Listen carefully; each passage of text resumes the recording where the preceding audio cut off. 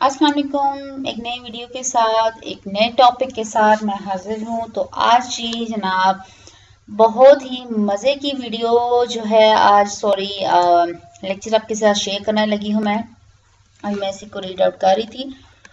तो आज जो मेरे पास टॉपिक है वो है हैप्पी प्रिंस। ये बैचलर लेवल्स की जो है आज मैं सबसे पहला लेक्चर है मेरा बैचलर लेवल्स का। तो ये बैचलर लेवल्स का कोर्स स्टडी है, ये मतलब उसकी ये वीडियो है। तो हैप्पी प्रिंस जो है एक्चुअली इसका नाम है स्टोरी का एंड बाय ऑस्कर वाइल्ड, यानी कि ऑस्कर वाइल्ड ने इसको राइट किया है। देन कम टू, हाँ जी, सो ऑस्कर वाइल्ड एक्चुअली कौन था? No great artist ever sees things as they really are. If he did, he would cease to be an artist. ये किसने लिखा? ऑस्कर वाइल्ड ने। कोई भी आर्टिस्ट इस तरह से नहीं दिखता है जिस तरह से वो नजर आता है। अगर वो if he did, he would cease to be an artist. अगर वो इस तरह होता तो वो नजर आता कि वो आर्टिस्ट है। तो ऑस्कर वाइल्ड कौन है? 1854 में पैदा हुआ एंड 1900 में इसकी डेथ हुई। Great Irish born playwright, novelist, fictionist and poet. तो ये ग्रेट आयरिश था, ओके। उसके बाद ये नॉवलिस्ट था, फिर इसके बाद फिक्शनिस्ट था और एक पोएट था। फिर इसको प्राइजेस मिले, ठीक है, गोल्ड मेडल मिले और ये सारे की सारी उनकी आगे डेट्स लिखी हुई हैं। Then comes Happy Prince and other stories, जो है इसकी और भी स्टोरी है। The picture of Dorian Grace की एक स्टोरी है, द एन आइडियल हस्बैंड जो है वो भी इसकी ही एक स्टोरी है। सो एन आइडियल हस्बैंड मैंने अभी तक नहीं पढ़ी, आई मस्ट ट्राई। तो फेरी टेल एक्चुअली जो ऑस्कर वाइल्ड की ये जो स्टोरी है, एक्चुअली हैप्पी प्रिंस, ये क्या है? एक फेरी टेल है। इसमें आप जब देखेंगे स्टार्ट में, जब मैं इंट्रोड्यूस करवाऊंगी तो आप देखेंगे कि इसमें कुछ भी रियलिटी फॉर्म में नहीं लगता, बट एक रियल मैसेज जरूर होता है इसमें। So Happy Prince is purely a fairy tale. It has all the characters of a fairy tale. Like imaginary characters होते हैं, रियलिटी से बिल्कुल हटके है ये, लेकिन इसकी एंडिंग बहुत ही जबरदस्त होती है, हैप्पी एंडिंग होती है, यानी कि बुरी एंडिंग नहीं होती है इसकी। तो पढ़ के बहुत ही मजा आएगा आपको। नेक्स्ट हम आते हैं कैरेक्टर स्केच के ऊपर। My next slide is on character sketch. So major characters जो हैं मेरे वो है Happy Prince and the swallow. Swallow is actually the bird. And the minor characters are the seamstress, the little boy, the playwright, the little match girl, and the beautiful angel. Major characters को हम explain करना जरूरी समझेंगे और ये जरूरी ही होता है। एंड मेजर कैरेक्टर्स में हमारे पास आ जाता है Happy Prince and the swallow, as we had already discussed. Happy Prince is the former ruler who lived happily in palace of Sans Souci. The place was surrounded by lofty walls so that sorrows could not enter. The Happy Prince did not bother how people in Sans Souci were living their lives. After his death, his statue was set up so high that he could see all the ugliness and mystery of the city. तो happy Prince reality में जो एक आदमी था, मतलब मैं आपको story के अंदर बता रही हूँ कि ये एक आदमी था, ठीक है। ये इतनी लंबी दीवारें थी इसके पैलेस की कि इसको पता ही नहीं था कि जो इसके पैलेस से बाहर के लोग हैं वो किस तरह से रह रहे हैं, वो किस तरह से अपनी जिंदगी की मुश्किलात को बर्दाश्त कर रहे हैं। लेकिन जब इसकी डेथ हुई तो इसके स्टैचू को जो है इतना हाई बिल्डअप किया गया, सेट किया गया कि ये पूरे सिटी की माइजरीज को और उनकी अगलीनेस को दे सकता था। फिर हमारा सेकंड मेजर कैरेक्टर आ जाता है जो सबसे ही खूबसूरत कैरेक्टर लगता है मुझे पूरे इस स्टोरी में, वो है the swallow. Swallow was the bird actually who worked as a messenger for the statue of Happy Prince. When the statue donated both of his eyes, Swallow stayed with him forever. He started loving the statue of the Happy Prince. तो जी जनाब, अब आपको ये सुन के तो बहुत ही हैरानी हुई होगी और बहुत ही रियलिटी से हट के लगा होगा। सो जो स्वेलो था वो परिंदा था और जो इसका हैप्पी प्रिंस का, यानी कि जो प्रिंस का स्टेचू था, ठीक है, जो बुत था इसका, उसके सामने इसने बैठना शुरू कर दिया। वहीं पे इसने अपनी सारी जिंदगी गुजार दी और डिसाइड कर लिया कि वो वहीं पे रहेगा। तो ये क्या करता है कि जब हैप्पी प्रिंस एक्चुअल में जब वो स्टेचू जो है जब स्टेचू डोनेट करना चाहता होता है अपनी आईज, तो स्वेलो जो है उसकी हेल्प करता है। तो उसके बाद जो है वो बहुत ज्यादा प्यार करना शुरू कर देता है जो प्रिंस को वो। तो बाद में इसकी आई थिंक डेथ भी हो जाती है। तो ये पांच सारी स्टोरी और मैजिक कैरेक्टर्स के बारे में आपको नेक्स्ट समझाती हूँ मैं। बाकी हमारे पास जो माइनर कैरेक्टर्स हैं वो सीमस्ट्रेस हैं। सीमस्ट्रेस कौन थी? The first poor in the story is the seamstress. She is portrayed as a thin and worn-faced woman with cords and red hands. She has a baby and he is lying ill on the bed. He has a fever and asking for oranges. His mother has nothing to give him but river water, so he is crying. ठीक है, उसके पास पानी के दरिया के पानी के अलावा कुछ भी नहीं था उसको देने के लिए, लेकिन उसकी जो बच्ची थी वो रो रही थी। ठीक है, बच्चा उसका रो रहा था, उसको बुखार था और वो ऑरेंजेस मांग रहा था, but she did not have anything except of river water. फिर हमारे पास द प्ले राइट आ जाता है। The play right is a second poor is a young man whose hair is brown and crisp. His lips are red as pomegranate and he has large and dreamy eyes. He is trying to finish a play for the director of the theatre, but he is too cold to write anymore. There is no fire in the grate and hunger has made him faint. तो जो minor characters हैं actually वो सारे के सारे वो लोग होते हैं जो प्रॉब्लम्स में होते हैं। ठीक है, जिनको ये हैप्पी प्रिंस देख रहा होता है। ये मुख्तलिफ लोग हैं।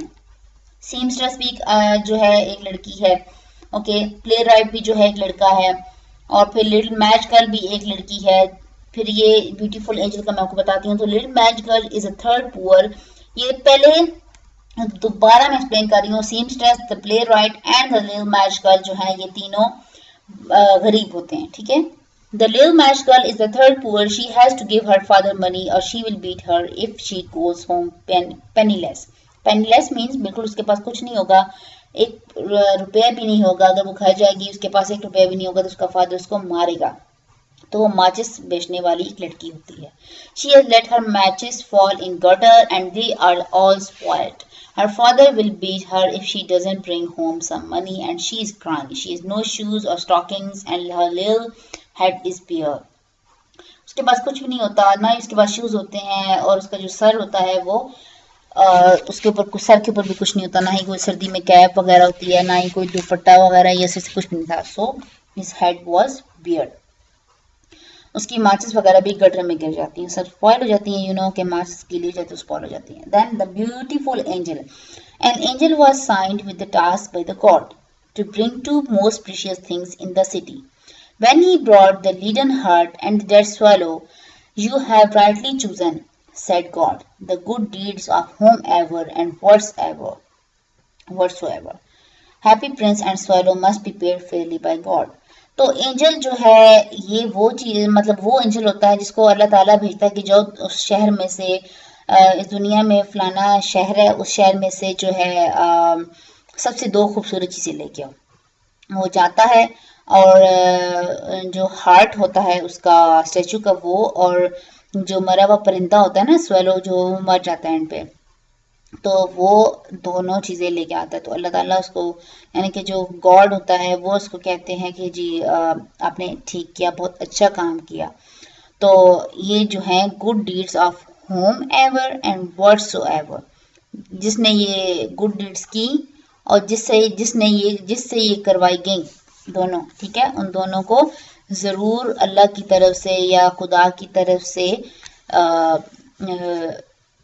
पे करना चाहिए। अल्लाह ताला जो है उसको अच्छे तरीके से पे करेगा, उनको अजर देगा।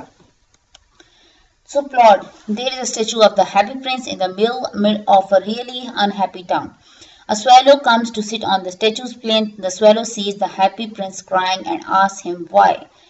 ठीक है, the prince says that there is too much sadness in the town and that the swallow should take all the jewels of the statue and give them to those who need them.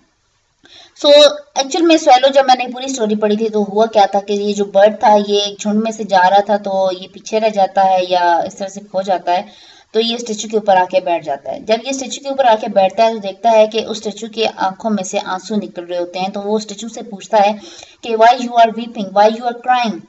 तो सचू कहता है कि मैं यहाँ पे देख रहा हूँ कि इस टाउन में, सिटी में बहुत ज़्यादा जो है सैडनेस है हर तरफ।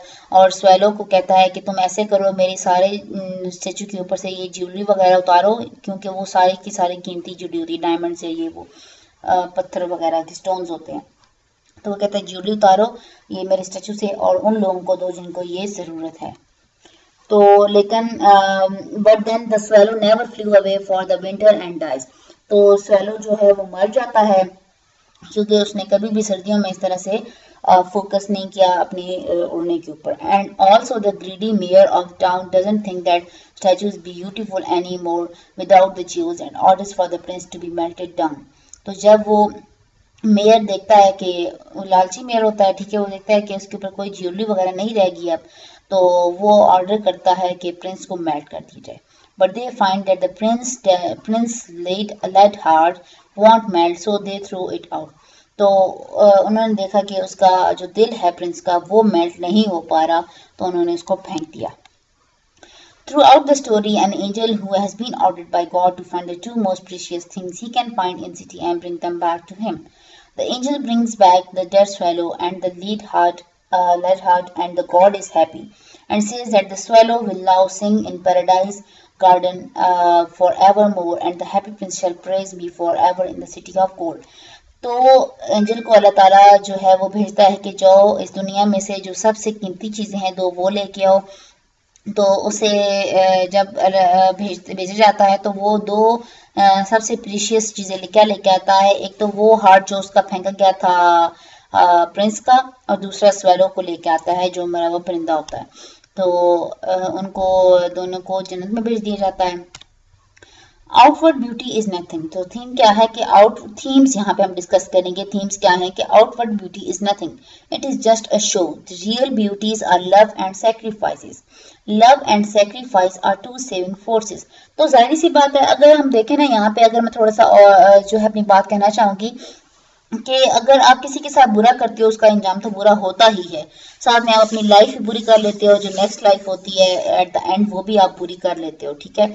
तो बेहतर नहीं है कि आप थोड़ी सेक्रीफाइसेस करो, ठीक है, थोड़े लव के साथ आप जो है इस दुनिया में अपनी लाइफ को गुजार सको। So life and sacrifices are two saving forces. बिल्कुल ठीक कहा गया है यहाँ पे कि जो आपकी यहाँ की भी जिंदगी बेहतर कर देंगी और आखिरत की भी जिंदगी बेहतर कर देंगे।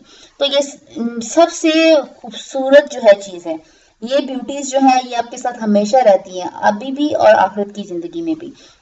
तो जो बाहर की ब्यूटी है, यानी आप देखें कि आपके पास अगर बहुत सारी ज्वेलरी है, बहुत सारे पैसे हैं, आपका लाइफस्टाइल बिल्कुल आउटस्टैंडिंग है, ठीक है, you belong to the elite class, तो उसमें ये देखा जाएगा कि फिर आप उस लिहाज से भी देखें कि आपसे कौन कौन खुश है।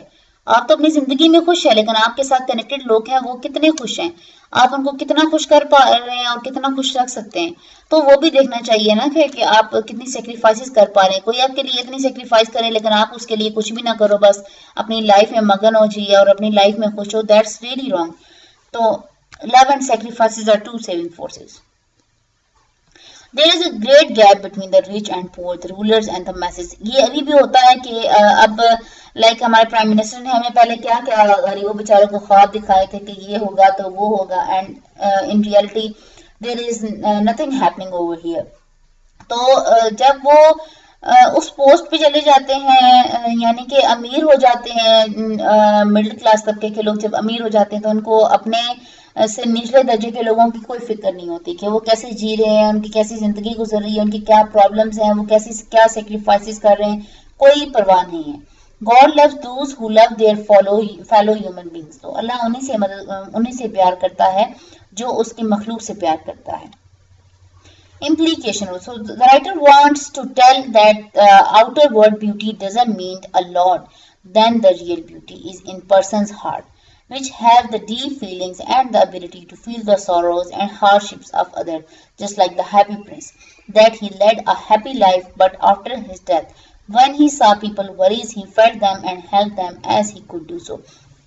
सो I am not saying over here कि आपका लाइफस्टाइल अच्छा नहीं होना चाहिए, आपको बिल्कुल ही डाउन होना चाहिए, आपको जिंदगी फजूल तरीके से गुजार देनी चाहिए, आपको कोई मेहनत नहीं करनी चाहिए। I am not saying it at all.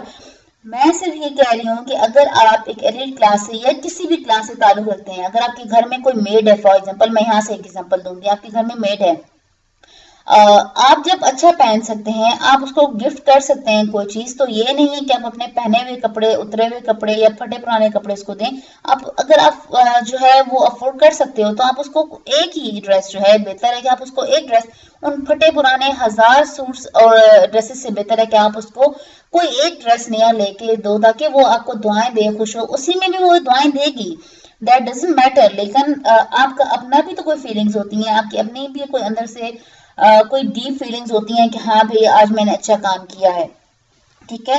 Just कि अपनी वो वार्डरोब को खाली करने से कोई फायदा नहीं है ना। आप दिल से अगर खुश नहीं है तो that is not good.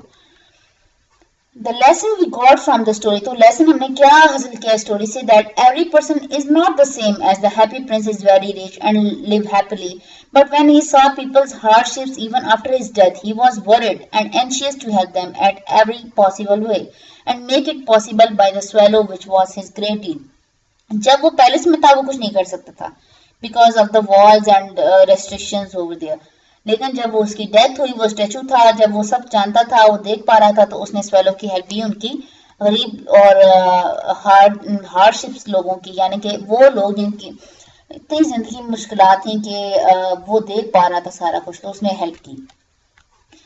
Any question over here? अगर कोई क्वेश्चन है तो मुझे प्लीज कमेंट करके बता दें काइंडली कि कोई क्वेश्चन या कोई कमेंट में बताएं कि ये मसला है, हमें समझ नहीं आई, या किसी वीडियो का पार्ट समझ नहीं आया तो आप इस वीडियो में कमेंट कर सकते हैं, दैट्स नॉट प्रॉब्लम। आप शेयर करें, कमेंट करें, लाइक करें, मेरे चैनल को सब्सक्राइब करें, मुझे बताएं कि आपको क्या समझ आई क्या नहीं। Thank you so much. नई वीडियो के साथ इंशाल्लाह बहुत जल्द हाजिर होंगी। ओके जी, अल्लाह हाफिज।